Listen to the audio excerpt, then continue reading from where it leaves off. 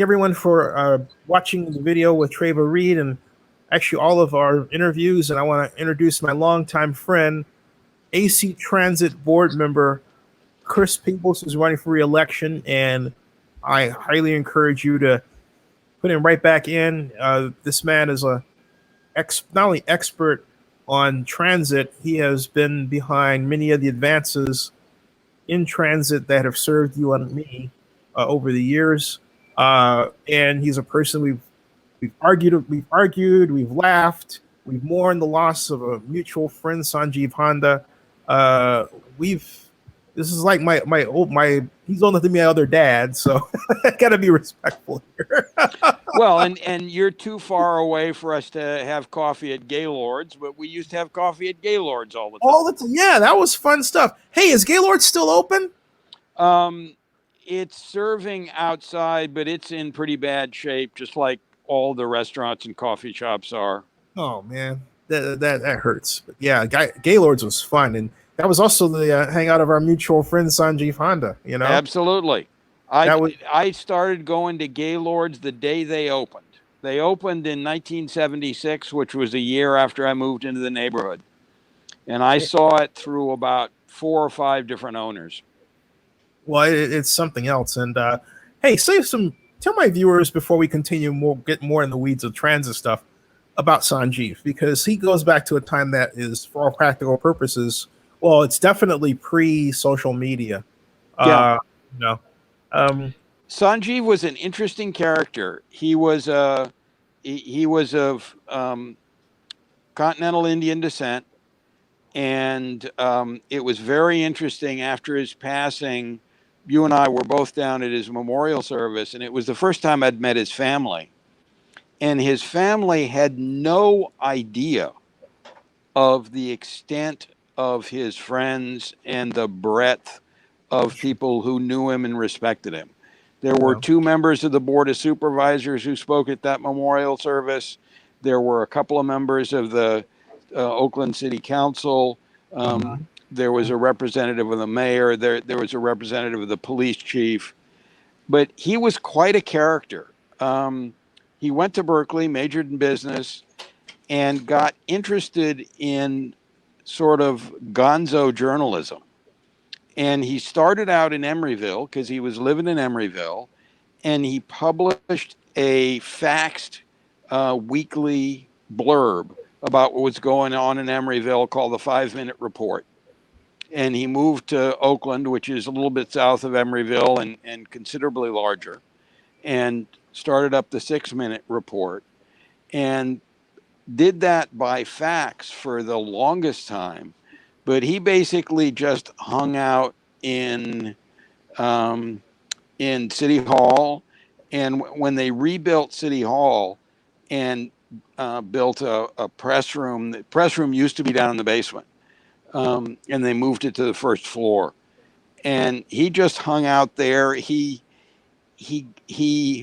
loved skewering politicians.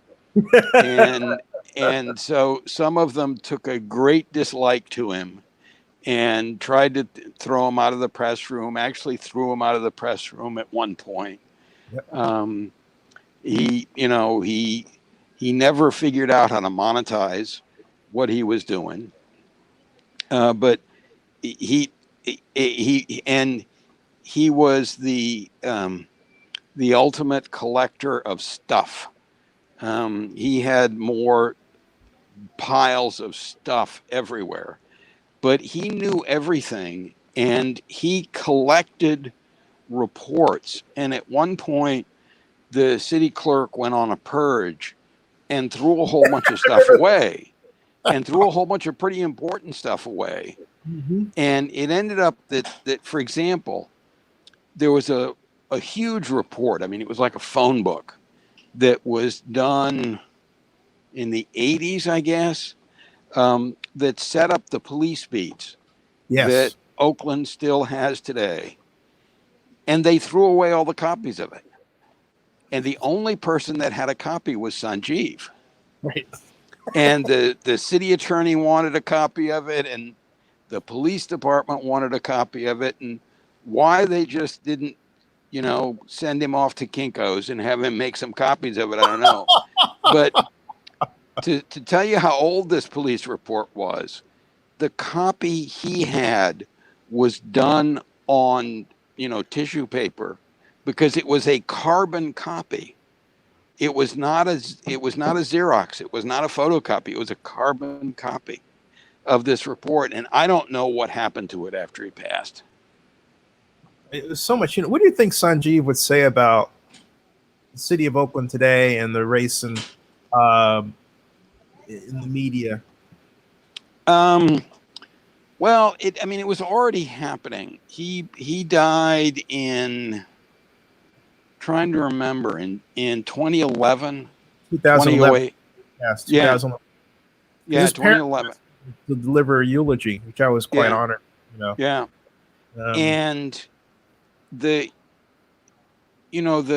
press had largely died by then.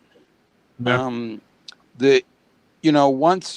Once the internet came in, and you had all kinds of places where you could essentially place personal ads and sell stuff, the financial wherewithal that supported the traditional press just went away.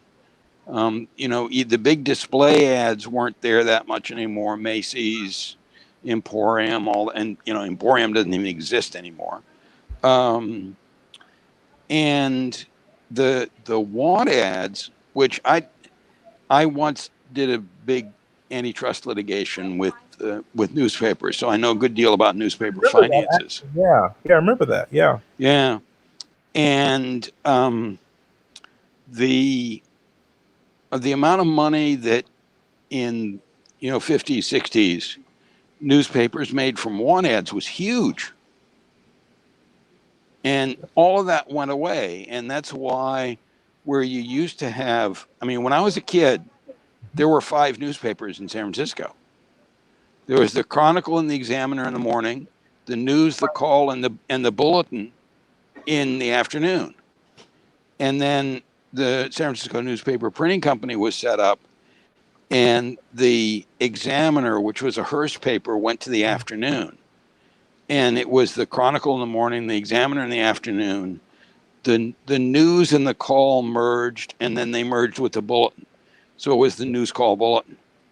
And then it died, and you just had the morning and evening papers, and then they largely died. So it's unfortunate, because it's a strange thing, because in some ways there's much more openness. It used to be, trying to get a city report was a real pain.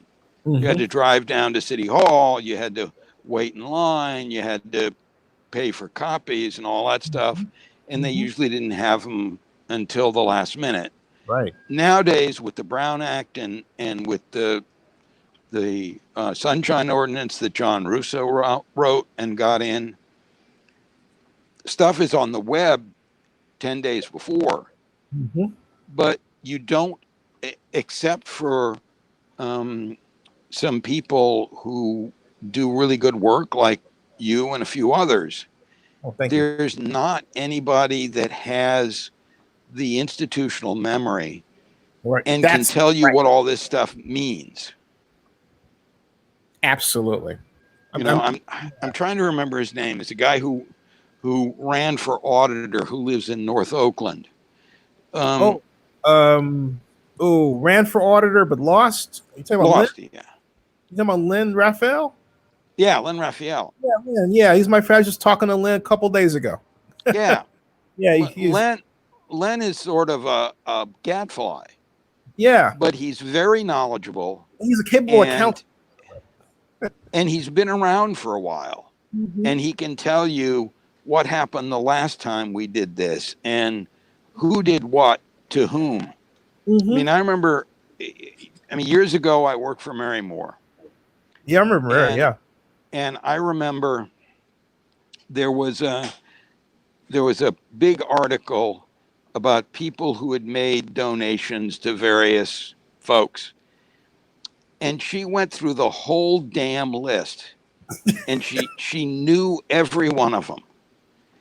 And she said, this person doesn't have a pot to piss in, but their cousin is a subcontractor for this developer who's trying to get this out of the city, and that's where the money's coming from.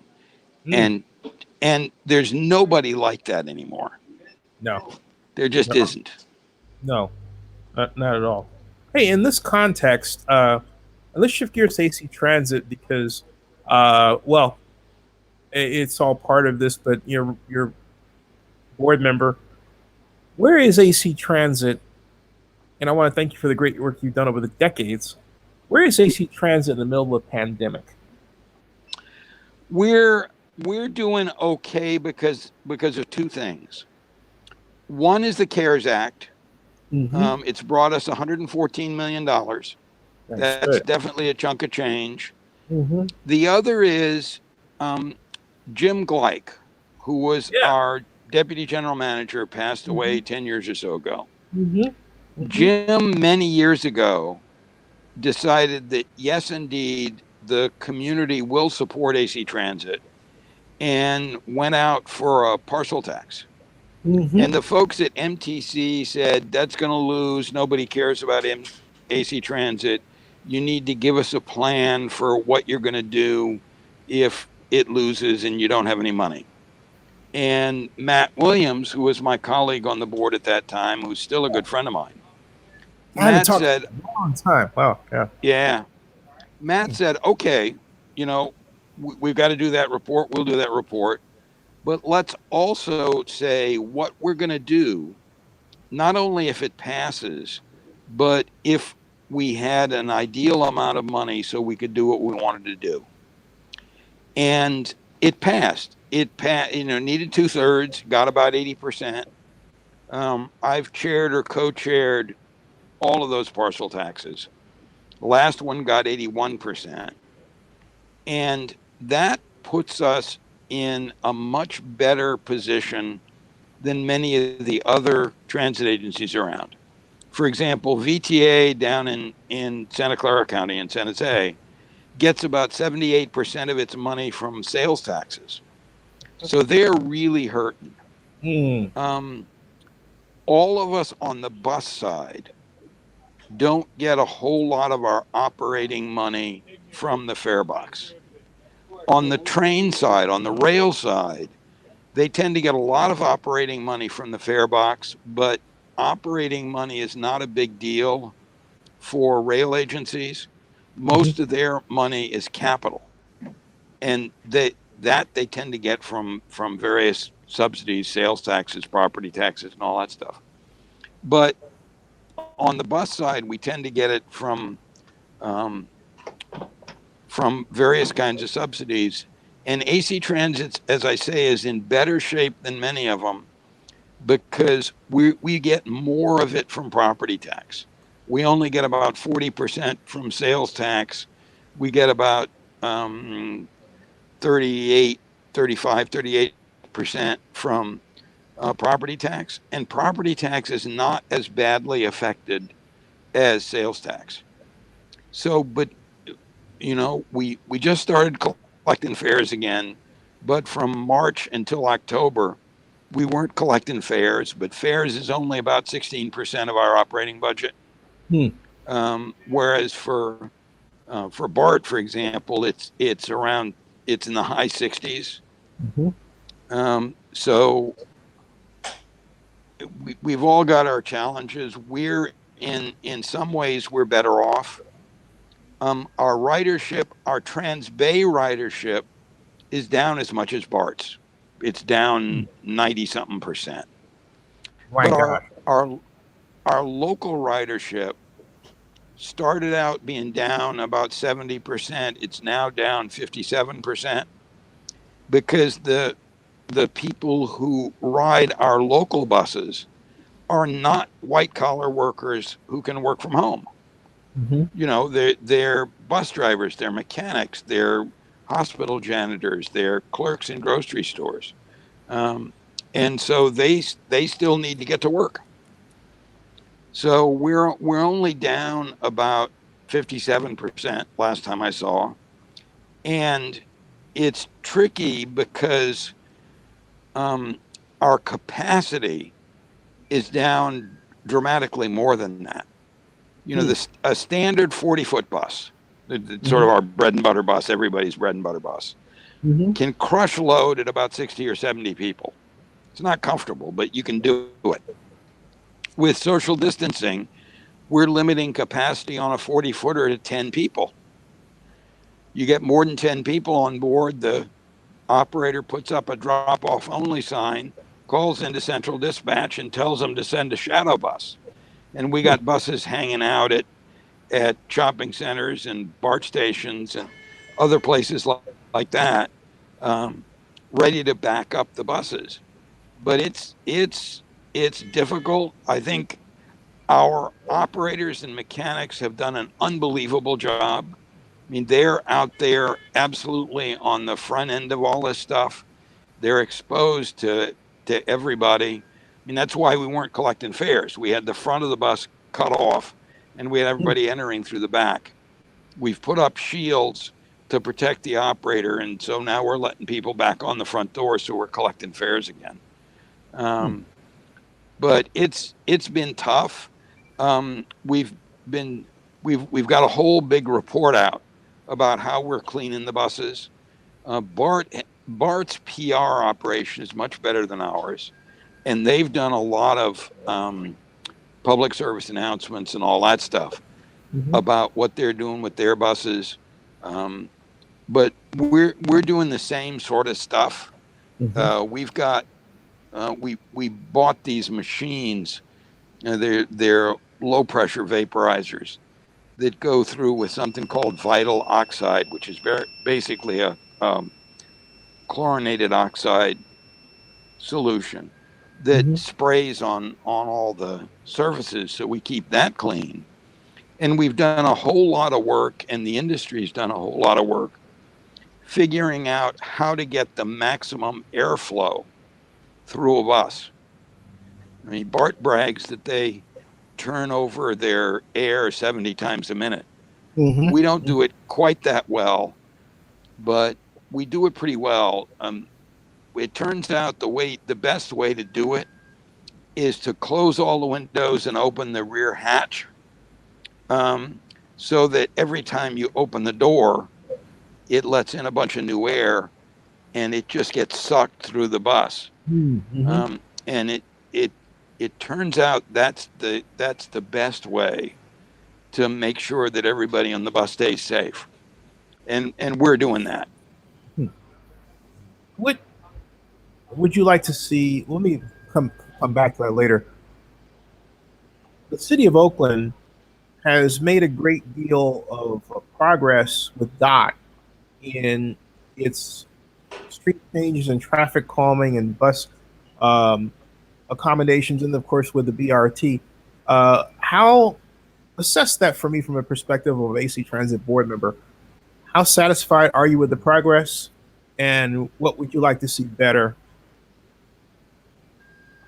It can always get better, but I will say, having been on the board for 23 years and having lived in Oakland for 45, what they have done is absolutely remarkable. Yeah, I agree. The group called Transport Oakland was very instrumental in Mayor Schaaf's election the first time around.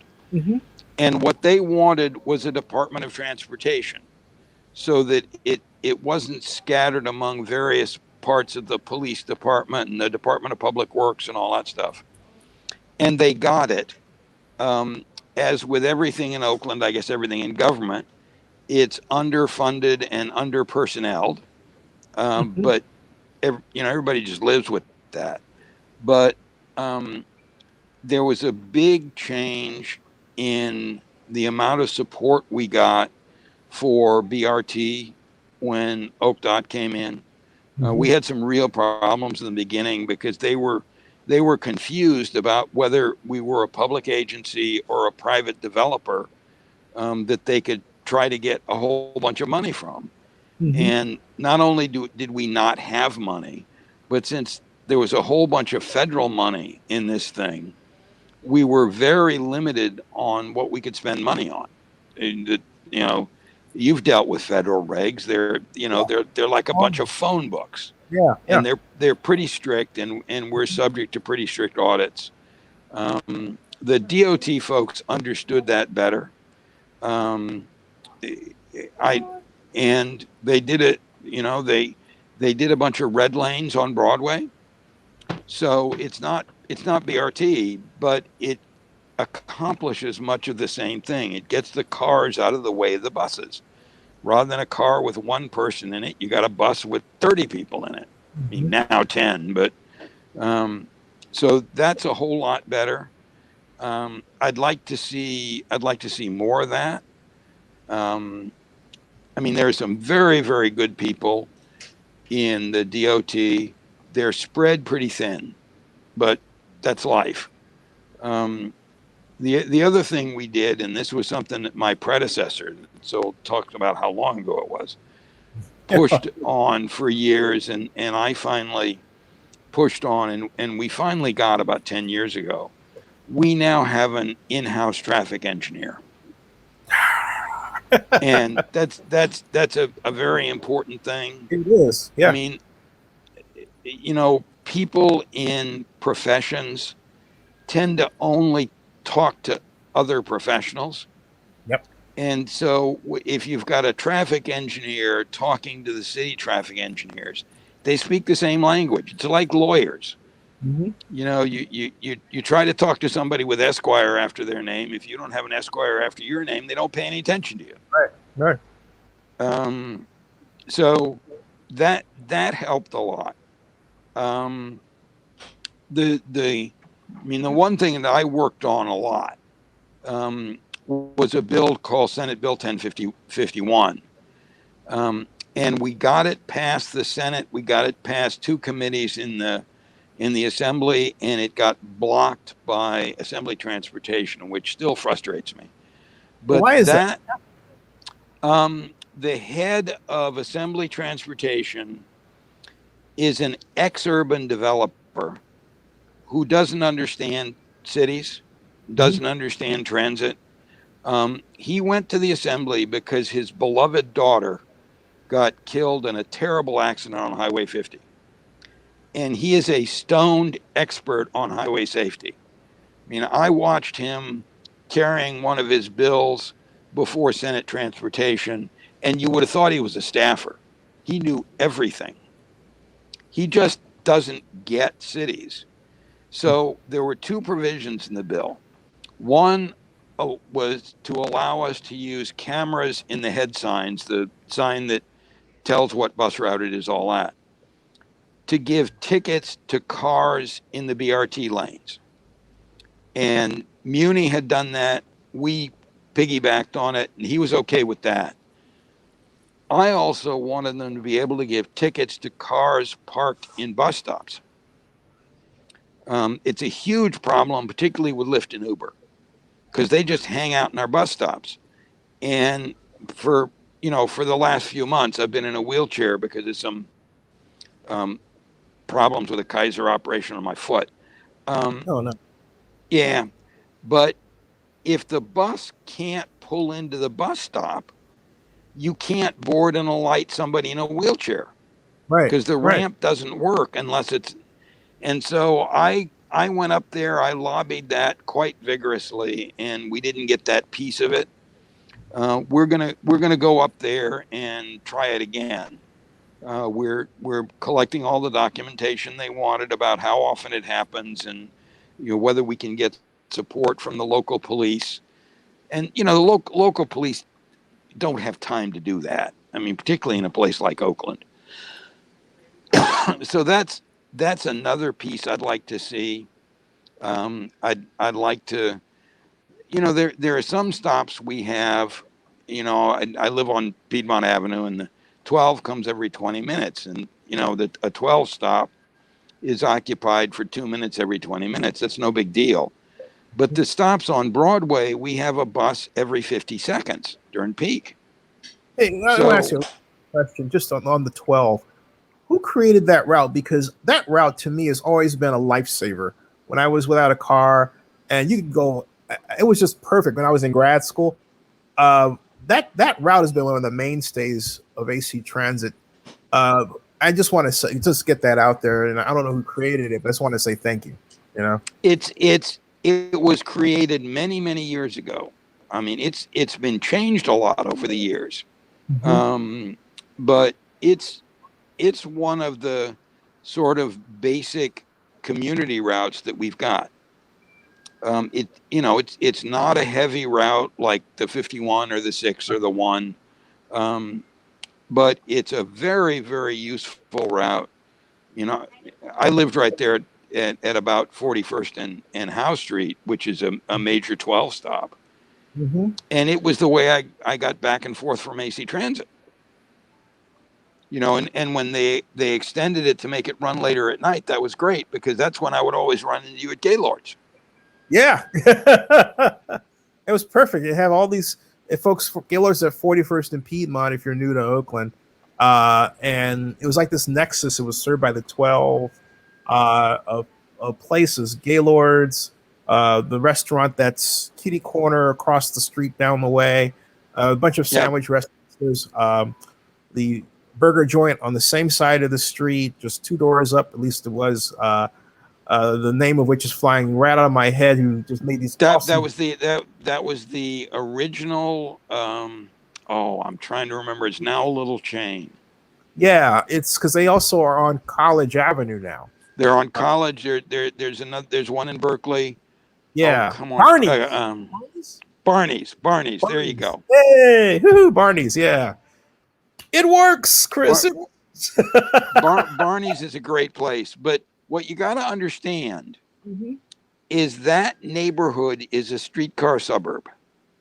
Yeah, It was yeah. built after the '06 earthquake, Hmm. and it was built for refugees from San Francisco. I didn't know. And there were two streetcars that went down Piedmont Avenue. One went all the way down Piedmont Avenue to Broadway, and then to downtown Oakland. It was a local. And the other one is basically the route of the existing C route bus. Started up at Highland and Piedmont, came down, and at 40th and Broadway, where the CVS now is, it went through that parking lot and went what was a cut, what is now 40th Street and 40th Street Way, was a flat level cut that went across. It went down 40th out to the 7th Street Mole, where you picked up a ferry to San Francisco. And there, Hmm. and then it at that point It it was also long. met the streetcar that was on Broadway. So there were a bunch there back in the day. There were a bunch of streetcars that went a few blocks apart, and then when you got to Oakland Avenue, which was quite steep, you had a cable car. And what is now the fancy grocery store and used to be the Cadillac dealership Well, was Whole Foods. originally Whole Oh, Foods, yeah. was Mhm. originally the power plant for that cable car.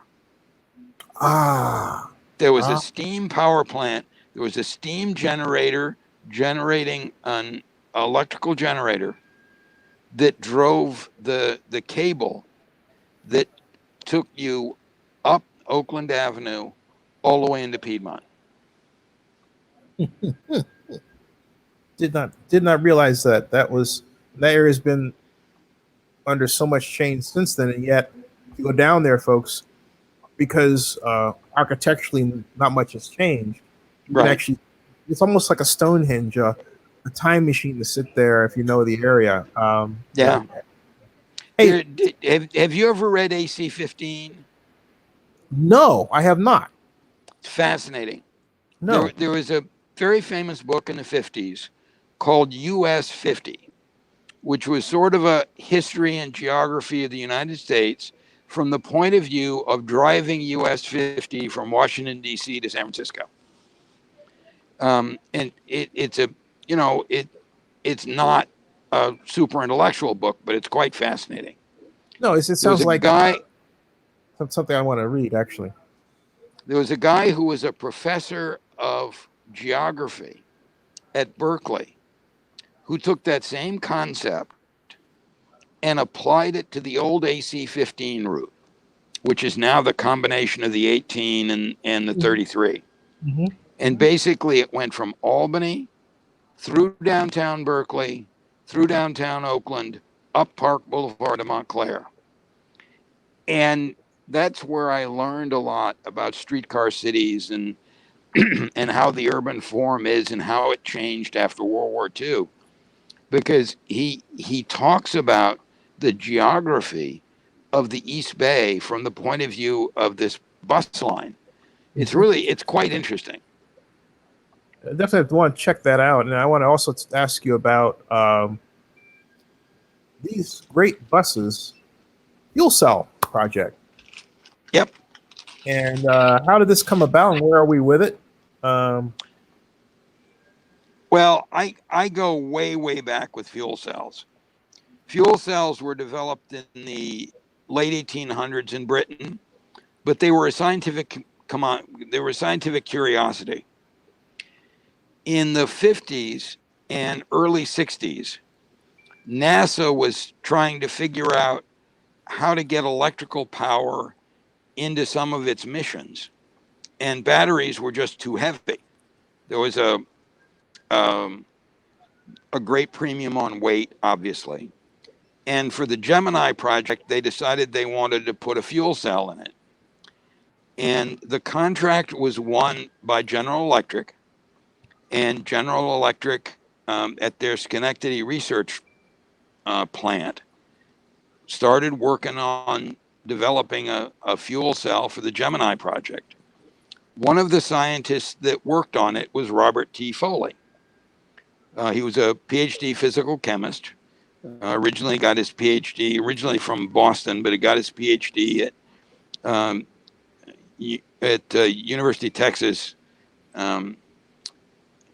And Robert T. Foley was my uncle. And after my parents were divorced, I used to spend my summers with Uncle Rob and Aunt Lucia. Aunt Lucia is my father's sister. She was married to Robert T. Foley. And so I saw my first fuel cell in 1960 at his lab in Schenectady. At some point in the summer, they would let everybody come and see what Daddy was doing, and that's what it was. Well, yep. So move forward pretty rapidly in the late 90s, mid to late 90s. The California Air Resources Board was trying to figure out how to clean up the air in California. And one of the things they were worried about was buses. And their idea for how we clean up diesel buses was to convert everything to compressed natural gas and liquefied natural gas.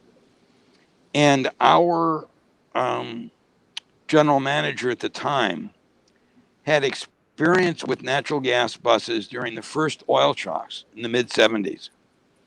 And as he used to say, I replaced engines more often than I replaced tires. He absolutely did not want any fuel cell buses in AC Transit, partly because of his experience at New Jersey Transit, and partly because our duty cycles and routes are really unsuited for fuel cell or for compressed natural gas buses, at least in those days. They've gotten a whole lot better. So we went up to Sacramento and convinced them to let us stay on a diesel path. And we had to do two things. The diesel manufacturers had to clean up the engines, which they did. And we had to do a zero emission experiment. And at the time, the only thing that worked on a zero emission experiment was fuel cells. So we started with fuel cells almost 20 years ago. I went to the APTA conference in Florida in 1998, and they had a fuel cell bus there that they were demonstrating. We convinced them to let us bring it to Oakland because we were hosting the California Transit Association conference. And so we had this thing. It was a Mercedes Citaro. No, it was either a Mercedes or New Flyer. I forget which. I think it was a Mercedes with a Ballard fuel cell. And we ran it around for a week and the damn thing worked. So we started that program and managed to, at that point, Gray Davis was trying to figure out how to spend a bunch of money. He had a bunch of extra money. And Dion Aroner was the assembly person. And we convinced her to get us $8 million. And that started us on the program. And we've been doing it ever since. We have the largest fleet of fuel cell buses in the world. The current ones are made in America. The first two batches of them we had were made by a Belgian bus company called Van Hol. And after many years of me and other people trying to convince them, they are going to build a factory in America. So they meet by America, and that's going to be really interesting. But we're in the process of doing a comparison between fuel cell electric buses, battery electric buses, diesel electric buses called hybrids and diesel buses. We're going to take 30 of each and run them on the same routes with the same operators, switching operators every few days. And we've got both the National Renewable Energy Lab and an outfit called Center for Transportation and the Environment, and a professor at Stanford, mechanical engineering professor at Stanford, that's going to do all the analysis. We learned a long time ago that we have a great deal of expertise in operating things. We do not have any expertise in analyzing things. And so I want to point out one thing. Hold that thought. You'll like this. If you take a look at the photograph that I froze from YouTube with our Congresswoman Barbara Lee talking about the fuel cell bus program, there's a man to the left that's peering out of the door. That's you. Yep, that's me. Just want to throw that in there. That was 2011. Barbara Lee has been a huge supporter of our program. Whenever she has the Congressional Black Caucus to her tour of her district, we loan her one of our fuel cell buses and our driver, and that's who drives her around. No, she's been wonderful on this. And no, you were saying, sorry, I didn't mean to cut you off there, but I was just it's been totally supportive. Bring up that interesting little bit there. Yeah, about we've even got one with George H.W. Bush in the door of one of our fuel cell buses. And the funny thing about that is we were all invited, and there was not a single board member who was willing to have his picture taken with George H.W. Bush. Oh, poor man. So the guy who was managing our program at the time, very bright guy by the name of Jamie Levin, is in the door with George H.W. I think I've got. Actually, I have that here online, folks. With our former President Bush, in a press release I just happened to find here that I'm going to install here right now, where you can see it's actually right here. Here it is, Chris. Voila, White House. Yep. And yeah, and if I can, and that's George Bush and Jamie Levin sitting there in the door of a Van Hol bus. And I'm zooming in, and then trying to down there and see if I can enlarge that. There we are. Yep. Yeah, there we are. Enlarged. The miracle Yep. of modern technology. Yeah. Well, also the miracle of somebody who is amazing with the internet and Google. You can Oh, pull stuff up faster than anybody I know. thank you. I'm working on it. I'm always trying to get better. Hey, speaking of getting better, by the way, what do you want to see? First of all, you all have steered a remarkable course through all this, and congratulations are to be delivered and advanced.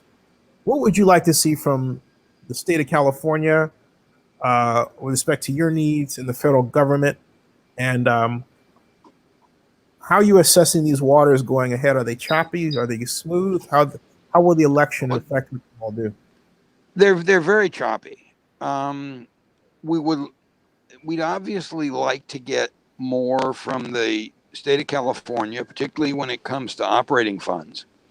But they're $56 billion in the hole.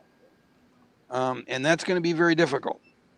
What I've said all along is the only level of government that's allowed to run an unbalanced budget, which in Keynesian economics is what's required right now, is the federal government.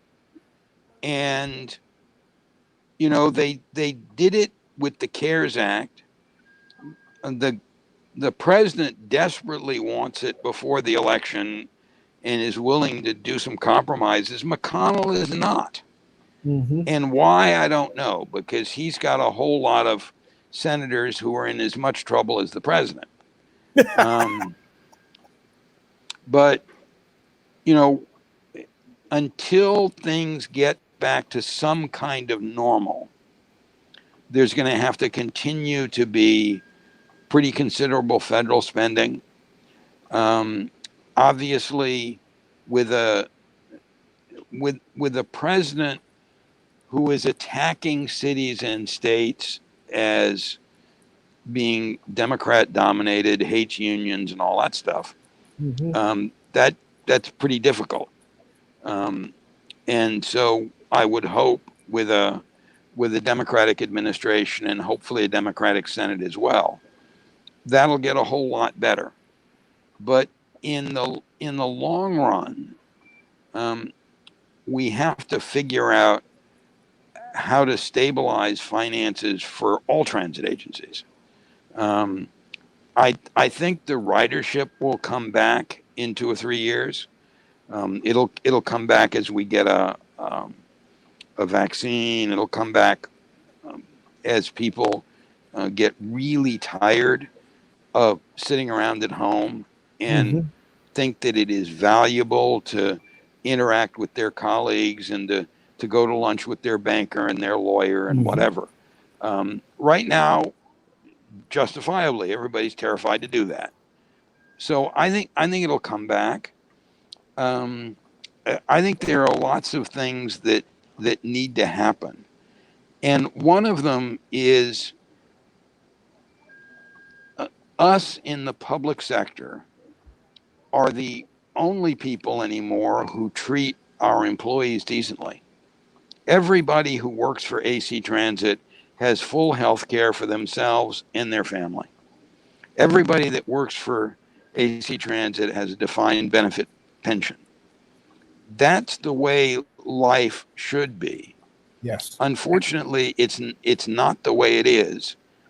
And I mean, you and I have talked about healthcare before, Mm-hmm. but the our scattered system not only leaves a bunch of people out, but is unbelievably expensive. You know, we Americans spend twice as much on healthcare as any other industrialized nation. I mean, I know the French system best because I went back and spent the last 6 months of my mother's life with her and had a whole lot of interactions with the French healthcare system. Mm-hmm. They spend $4,000 per year per person on healthcare in France. We spend about $9,000. Mm-hmm.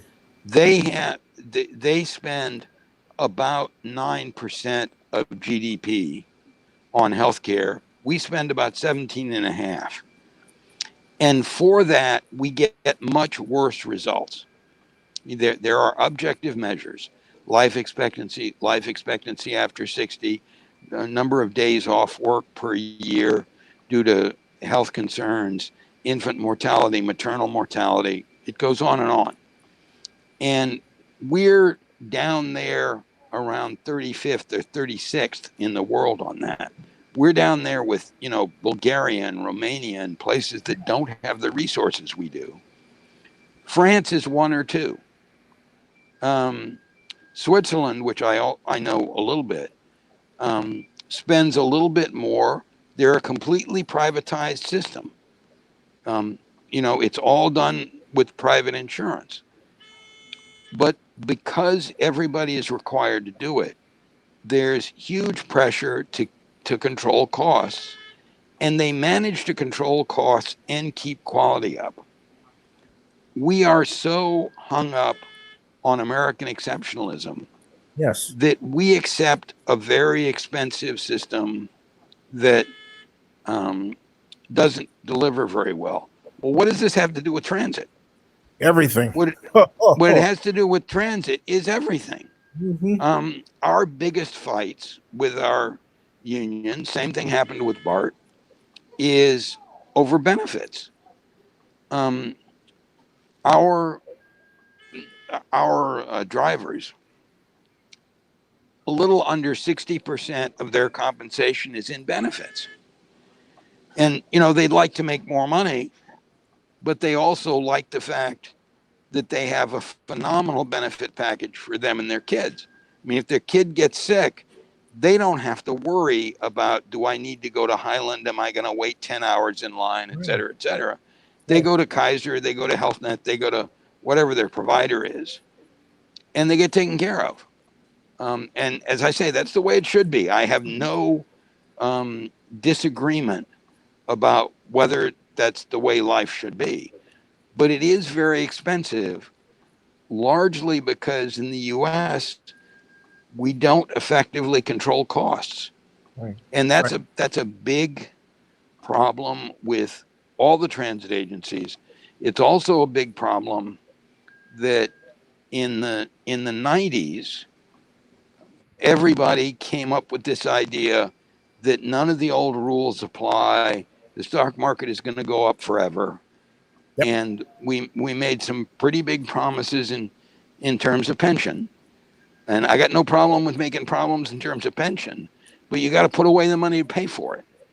We're now about 70% funded, which is a good thing. Mm-hmm. But that's largely because the last few years, the stock market has been just irrational. But I'll take it. But those are the kind of fundamental things that have nothing to do with putting butts in seats and moving them down the road, but has everything to do with our finances.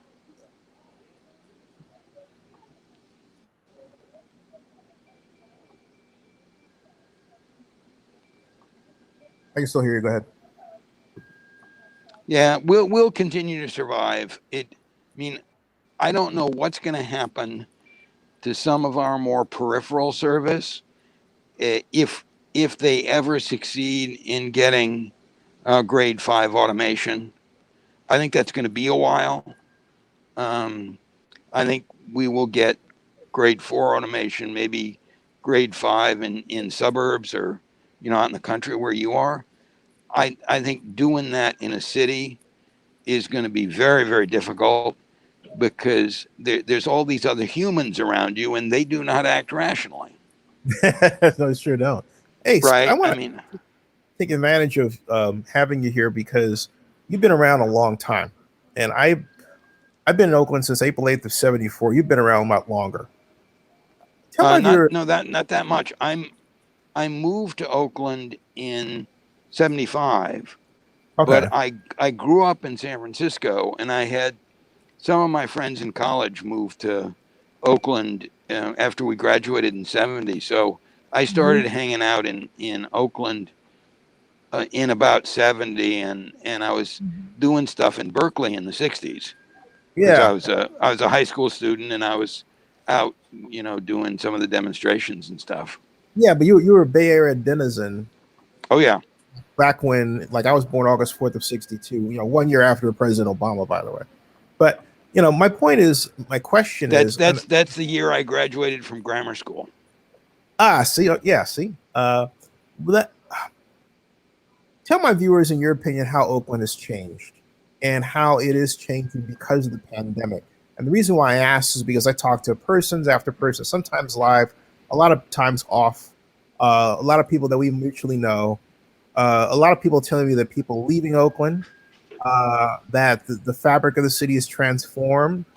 I don't want to go too far but I want to know what you think about where Oakland is. I don't think it's pandemic. What's changed Oakland is the failure of the Bay Area to build any housing. And it continues to be an economic juggernaut. And in Santa Clara County in particular, they are eager to build as much high tech and offices and all that stuff, and adamantly refuse to build housing. I mean, Cupertino is the great example. You got the Apple spaceship with 15,000 employees. They've got a dead mall where they were going to build housing, and the residents of Cupertino threw out the council that approved the housing and is now in litigation about whether they're going to build any housing there or not, or any substantial housing. That's put unbelievable pressure on Oakland. I mean, when I moved to Oakland, was long post-war, had about a 40% African American population, and just a little west of my neighborhood in West Oakland, not so much West Oakland, mostly North Oakland, that was largely blue-collar blacks in supervisorial positions. Right. My friend Bill Lowe was a foreman. You knew Bill. Yeah. My friend Bill Lowe was a foreman at the U.S. Steel plant in Pittsburgh, California. That's the kind of people who owned all those little houses. And I mean, they're great story. Bill had great stories because his wife had to buy their house because when they bought his wife was white. And when they bought their house, there was strict racial segregation. It wasn't in the law anymore, but it was strictly enforced by the real estate agents. And Faye Stender, his real estate agent was Faye Stender, who was a lefty woman, who was a real estate agent who did a lot of blockbusting. And she advised Bill and his wife that Bill should be always away on a business trip during the inspections and during the negotiations. And his wife bought their house because it was east of Oak Street, MLK. And no blacks were allowed there. Yeah. And so this was, when was this? This was 60s. And, he was a great guy. But anyway, they've all been replaced. I mean, we tried to make a pretty rational change to the route of the F bus, which would have inconvenienced 54 people. After 8 o'clock at night, there would not have been a direct bus, and all those techies who lived up there would have to transfer to the 88, which, shock and horror, had lots of black people on it. Oh, by the way, folks, the F served Berkeley, if I recall, right? Right. And it was a 24-hour bus at one point, I think, if it's not. Right. Yeah. And I only know that because of a lot of hard late night partying, Chris. Right. But we got 630 emails from places like LA and Germany talking about how me and my family are going to get. And, the rest of the board and the staff freaked out, and so we didn't make the change, which we should have made, and I still think we should have made. But that's the difference.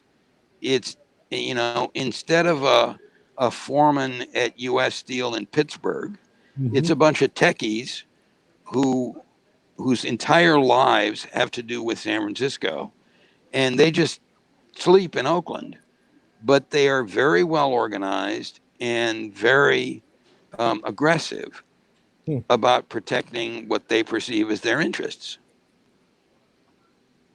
And that's the change. Huh? Too much so? Like the YIMBYs? Oh yeah. Well, the YIMBYs are mainly about new construction. And they've got some really good points, although some of them are pretty focused on gentrifying. But they're basically taking some work that was done by a whole bunch of us a few years ago, that started out with some of the legislation, and then there's been a whole lot more legislation since then that's really requiring us to be able to build some more housing to deal with the housing jobs imbalance. I mean, they're the ones that are doing the litigation down in Cupertino, and that's great stuff. But I think the African American population in Oakland is down to about 20%. Right. So it's been cut in half since I moved to Oakland. And you get Barbecue Betty, and you get, the one that drove me crazy was people in West Oakland who located near, forget the name of the church. It's a big Methodist church. Oh, what you're talking about on Adeline? Yeah. And complained that they were making too much noise on Sunday from the singing. Yeah. And you had a bunch of people who partied late on Saturday and wanted to sleep late on Sunday. I'm sorry, that church has been there for 100 years. Plus, it's a church. It's a church. It's an African American church, right? They ought to get the butts they in sing. There. Yeah. They could have gotten in there. They would have turned them down. Yeah. Man, but it's I just want to ask you too, because that's what I'm getting at, is that it seems like to me a lot of the people that I encounter online about Oakland of late have moved to Oakland regardless of color in between 2009 and 2010, and yet they think they know Oakland. Right. And I find it really annoying that this group, some of them running for office, have no respect for what, like when I was with the Montclarian, I put out this survey. I don't remember that, but they gave me the whole op-ed section, and one of the main questions in the write-in was, why did you move to Oakland? 64% of the people wrote in 1994, before the internet, before social media, they wrote in diversity. That's Oakland, right? And so they don't understand what this, when I say this town is about. And I made the mistake of telling somebody to get out of Oakland on Facebook. One lady got after me, you can't do that. Yeah. But I didn't mean to be mean, but what I was trying to explain was I feel like what I used to write about as a soul of Oakland is lost. And I want somebody to tell me I'm wrong. Ain't gonna be me. I mean, I remember John George was a good friend of mine. And I remember one time, I forget what it was. It was a council meeting where something was going on, and it was obvious going to go until 2:00 in the morning. And John and his girlfriend and I went down to Nations, down on Broadway, to get some dinner, right? Yeah. And I sat there eating a hamburger, and John gave me the history of black politicians in Oakland back to World War II. And you know, that was an amazing education. Hmm. But, you know, John Paul Cobb, who knows everything and everybody, Yep. particularly when it comes to West Oakland, Yep. knows the history of what happened. And I came to Oakland just at the time when the Nolans were going out of power. I was part of the election that put a Democratic majority on the Oakland City Council, and that was 1978. Remember that year Prop 13 was passed. Right. As our, yeah. I mean, John Sutter got elected in 72 or 73. And I think he was one of the first Democrats on there. John Redding was the mayor. And I think it was 73 because in those days, no, it wasn't 78, it was 77. Because in those days, Oakland city elections were off year. Right. And Bobby Seale ran and lost. And they put up Lionel Wilson. And Lionel had everybody from mainline Democrats to the Black Panthers. We never locked any of our campaign offices. Didn't have to. The Black Panthers had put out the word. Nobody touches these offices. And nobody did. And Lionel, I remember Lionel was, he later became a mentor of mine, but then also he was married to Dorothy. Right. And I think they were an incredible, it's a spider web. They were incredible, incredible couple. And I thought that just by their relationship, they brought a lot of people together. Yep. And they were so fanciful. I remember going into Safeway one day, a long time ago, and it was that Safeway that's since been remodeled on College Avenue in Claremont. And she was dancing up a storm back then. You know how she was. Just, you know, twirl and everything. And I feel like that stuff that made us is, well, I don't want to be dramatic and say it's gone, because how can it be gone? We're still alive, right? But I feel like it's not gone. It's changing a lot. Yeah, and then Libby's the mayor, and you know, people may have their issues with Libby, but she's my god sister. I've known her for 32 years. She harkens back to what we're talking about. Well, she grew up in Oakland, went to Skyline. Her mother was a big, you know, she was sort of a Montclair gray lady, but she was there with any good government, you know, good activity sort of stuff forever. Yep, and still has that. I think, you know, I think she's having a I think Libby's real problem is, Chris, and I don't mean like a problem with her. I mean, there is a lack of respect for the mayor as a strong mayor. And I mean, for example, and I say this because of a specific couple of incidents. The interim chief of police basically going out, making their own statements about, in this case, a guy that was dressed like one of the Boogaloo Boys.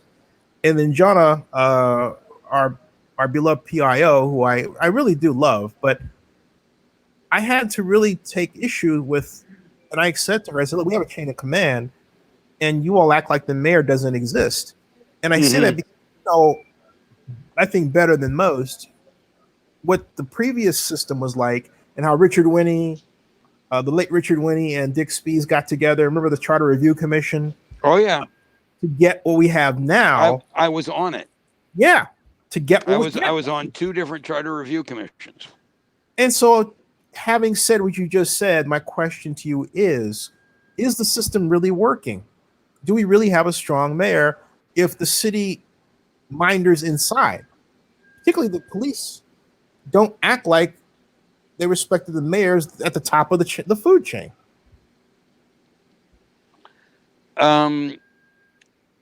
the police in Oakland have always been an entity of their own. um, and, you know, there's some pretty nasty history there. We used to hire ex-military people from the South, and it really was an invading army. I think that's changed a lot. I think many of the police I know are superb people.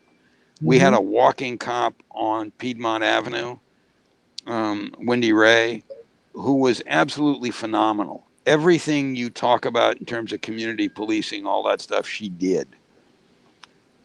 The problem is there is this blue wall, and if you, I went to a Catholic high school in San Francisco. Half my classmates became cops, mostly in San Francisco. Mm-hmm. And you go out and have a beer with them, they will tell you who the problems are. They will never say it publicly. And that's sort of the problem. Yeah, that's a couldn't put it better myself. And then of course there's the council, and I've had great relationships with a number of council members to this day. What I find interesting is something that a now former staffer said to me. I can almost pinpoint the day. This was, I want to say, November 2nd of 2008. And then this person repeated it 4 years later, that they said that Oakland had become ungovernable. And I don't quite know still how to evaluate that, except that it seems to me people who are running for office or new don't understand governance, how governments do their thing, how to get things done.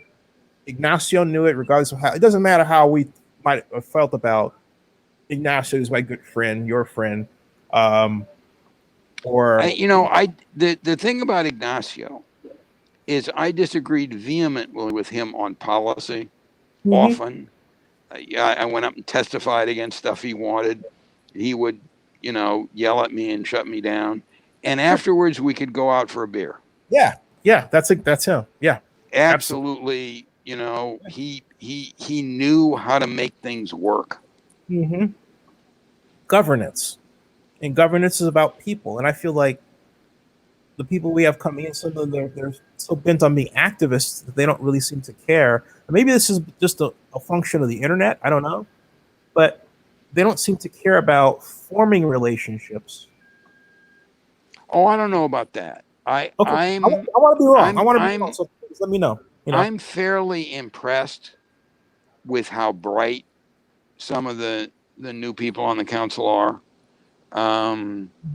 They have their ideological positions, and they're trying to find their way. But I'm pretty impressed at how quickly they're finding their way. And I'm not talking about anybody that's in office. Yeah, I'm talking people who ran, who didn't win, who tend to be only interested in an issue and not how government works. The people that are there understand how government works. They understand governance, but that watchword I find I use today in particular, because many of the people who are running don't understand how legislation is formed or how we got there, and they don't seem to care. It's something that at least one council member has said to me over the past 4 years that they agreed with. Yeah, because and that's the one thing with strong mayor and ranked choice voting, is it seems to have gotten this sort of loosey-goosey where seats change a lot and we don't have a solid chief administrative officer that's been there, like Henry Gardner was there for as long as he was. Right. That's right. What Henry Gardner came in as a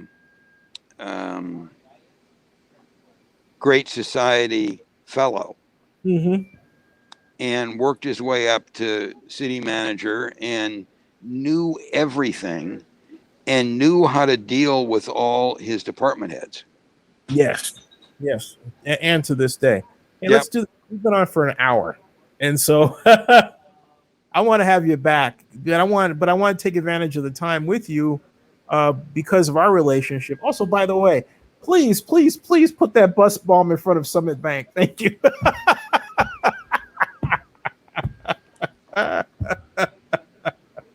But I want to have you back so we can talk some more about this because Steve Lowe actually was talking about having. He said, "Zenny, organize some group. You know how to do it. Where we talk more about Oakland in this way." So I want to work on that because Sure. there's a hunger to have these kind of conversations, and yet it's not that there's not a place to do it because it's not that it can't be done. It's like building bricks and mortar, but it's online. It can be done easily. And I think it's left to me to do, which I will take on as a responsibility. Great, but yeah, I want to have you back and more people and have Well, these. were you ever part of the King's X luncheons? No, I was went to King's X a lot because I was trying not to be a bachelor, but Yeah. which There, failed. But anyway, yeah. I forget whether it was first Tuesdays or first Thursdays, but for many years, this is pre-internet. There was a lunch at the King's X, and I got introduced to it by Bruce Black, who was on the planning commission for many years. And all of the Democratic electeds would show up. It was a way that you would catch up with all those pink phone message slips and just be able to talk to people, completely off the record and all that stuff. And I'm blanking on her name. Nick Petrus's chief of staff. oh boy, Used to run it. right. She That. now lives out in Contra Costa County. She was Greek.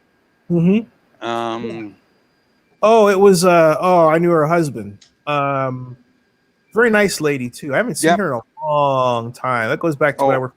Wow. Yeah, I haven't seen her in 10, 20 years. Right, and I see her face as sure as you are before me. That. Yeah, I know you're talking about. And her partner was Alfreda Abbott, who was on the school board. But anyway, she was the one who got the invitations out and made sure got postcards out. In those days, it was postcards. And that was the place where we could really talk about issues and talk about history and all that stuff. Bill Lockyer was normally there.